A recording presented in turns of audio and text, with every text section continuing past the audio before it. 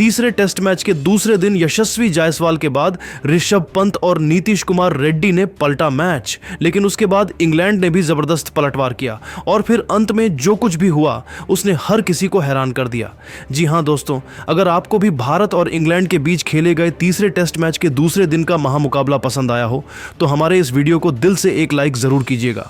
आज की इस वीडियो का लाइक टारगेट सिर्फ और सिर्फ 3000 लाइक्स है, तो लाइक करना तो बिल्कुल भी मत भूलिएगा। तो बिना किसी देरी के फटाफट इस एक्साइटिंग हाइलाइट्स को स्टार्ट करते हैं। दोस्तों, आपको बताते चलें कि तीसरे टेस्ट का रोमांचक मुकाबला शुरू हुआ तो टॉस जीतकर टीम इंडिया के कप्तान शुभमन गिल ने बल्लेबाजी करने का फैसला किया था। पहले दिन बल्लेबाजी करते हुए टीम इंडिया 3 विकेट के नुकसान पर 378 रन बना चुकी थी।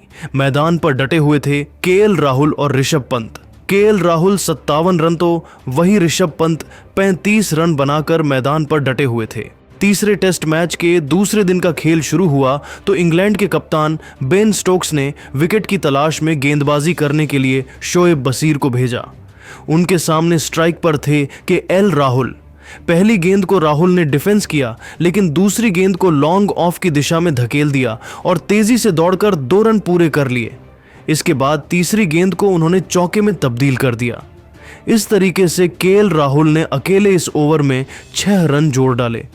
अब भारत का स्कोर था 3 विकेट के नुकसान पर 484 रन।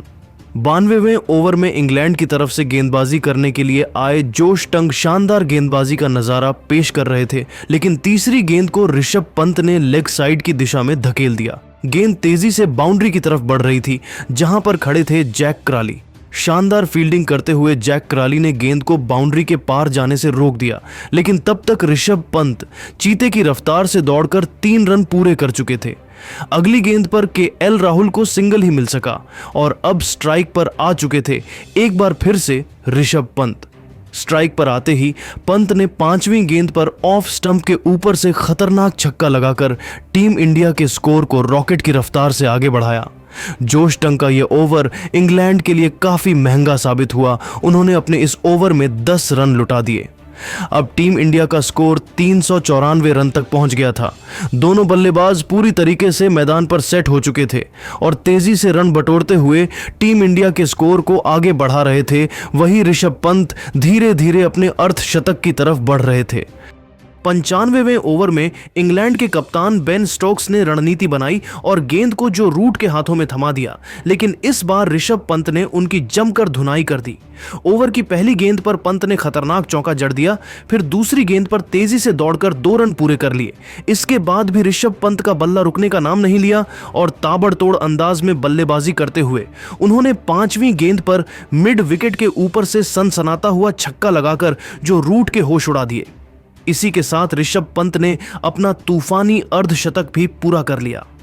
95वें ओवर की समाप्ति के बाद टीम इंडिया का स्कोर 407 रनों तक पहुंच गया था, जहां एक छोर से ऋषभ पंत चौके और छक्के लगाकर टीम इंडिया के स्कोर को तेजी से आगे बढ़ा रहे थे, वहीं दूसरी तरफ के एल राहुल भी कंधे से कंधा मिलाकर उनका भरपूर साथ रहे थे, जबकि इंग्लैंड की टीम को विकेट की तलाश थी। 98वें ओवर में इंग्लैंड के कप्तान बेन स्टोक्स ने बॉलिंग करने के लिए क्रिस वॉक्स ने इतना खतरनाक गेंदबाजी किया कि दोनों बल्लेबाजों के होश उड़ गए। केएल राहुल और ऋषभ पंत दोनों बल्लेबाज इस ओवर में संभल कर बल्लेबाजी करते हुए अपना विकेट बचाने में लगे हुए थे। क्रिस वॉक्स ने खतरनाक गेंदबाजी करते हुए इस ओवर में सिर्फ 2 रन ही बनने दिया, लेकिन वह भी ऋषभ पंत और राहुल की साझेदारी को नहीं तोड़ सके और वापस लौट गए। इंग्लैंड की तरफ से 100वां ओवर लेकर आए खुद कप्तान बेन स्टोक्स उनके सामने स्ट्राइक पर मौजूद थे केएल राहुल। बेन स्टोक्स की पहली और दूसरी गेंद पर राहुल एक भी रन नहीं बना सके, लेकिन तीसरी गेंद पर ऑफ साइड की दिशा में शानदार चौका लगाकर टीम इंडिया के स्कोर को तेजी से आगे बढ़ाया। फिर अगली गेंद पर लेग साइड की दिशा में 98 मीटर का तगड़ा छक्का लगाकर बेन स्टोक्स की जमकर धुनाई कर दी। 5वीं गेंद पर सिंगल लेकर केएल राहुल ने स्ट्राइक ऋषभ पंत को दे दिया। ओवर की अंतिम गेंद पर पंत को भी 1 रन ही मिल सका। 100 ओवर की समाप्ति के बाद टीम इंडिया का स्कोर 438 रनों तक पहुंच गया। वही केएल राहुल धीरे धीरे अपने शतक की तरफ बढ़ रहे थे। 103वें ओवर में इंग्लैंड के कप्तान बेन स्टोक्स ने शोएब बशीर के हाथों में गेंद को थमा दिया, लेकिन इस बार तो केएल राहुल ने आतंक मचाकर रख दिया।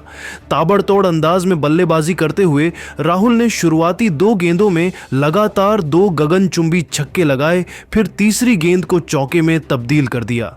इसके बाद भी केएल राहुल का तूफान रुकने का नाम नहीं लिया और खतरनाक बल्लेबाजी करते हुए उन्होंने चौथे और 5वीं गेंद पर भी खतरनाक छक्का लगाकर शोएब बशीर को खून के आंसू रोने के लिए मजबूर कर दिया।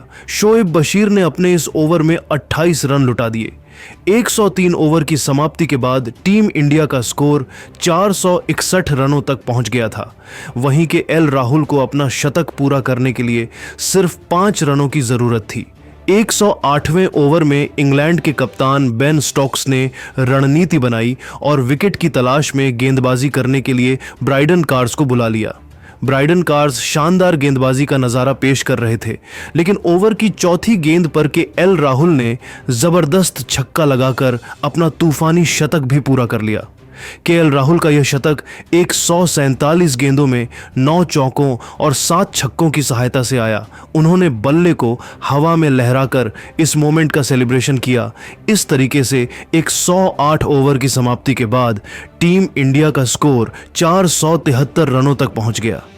दोनों बल्लेबाज मजबूती के साथ मैदान पर अपना पैर जमा चुके थे और दोनों खिलाड़ियों के बीच बड़ी साझेदारी भी हो चुकी थी, जबकि इंग्लैंड की टीम को इस मुकाबले में बने रहने के लिए विकेट की तलाश थी।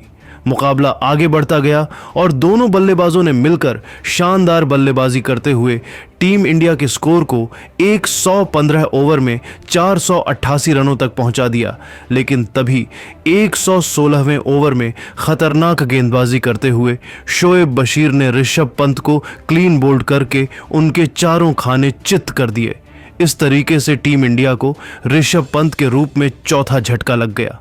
ऋषभ पंत टीम इंडिया के लिए 78 रनों की पारी खेलकर वापस लौट गए, लेकिन केएल राहुल अभी भी मैदान पर डटे हुए थे और उनके साथ देने के लिए नए बल्लेबाज करुण नायर मैदान पर उतरे। दोनों बल्लेबाजों के कंधों पर टीम इंडिया की पूरी जिम्मेदारी आ चुकी थी।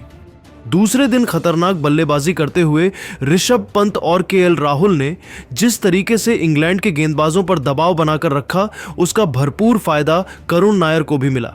मैदान पर उतरते ही नायर ने सिंगल लेकर अपना खाता खोला।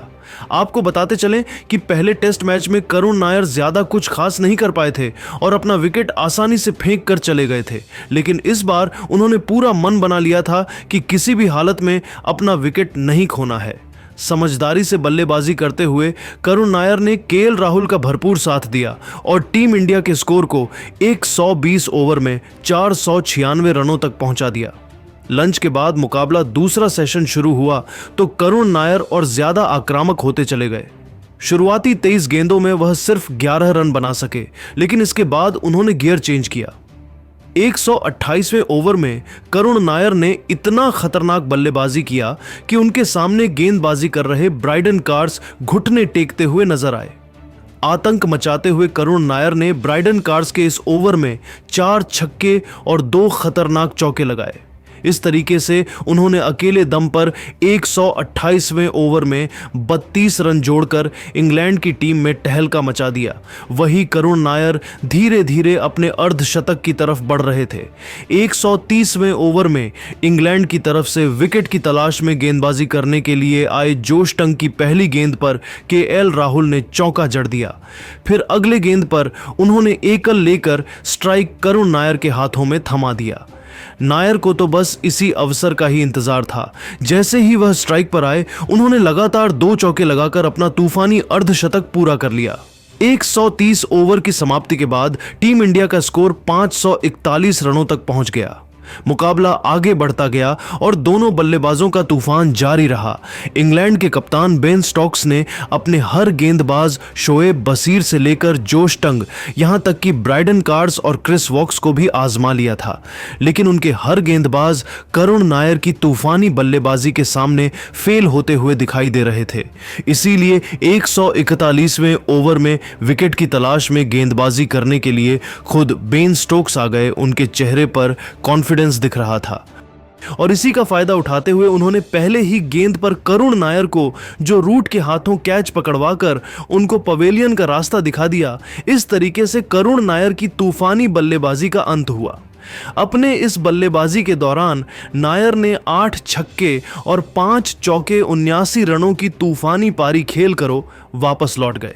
इस तरीके से दूसरे दिन टीम इंडिया के 2 विकेट गिर चुके थे, लेकिन एक तरफ के एल राहुल लगातार क्रीज पर डटे हुए थे।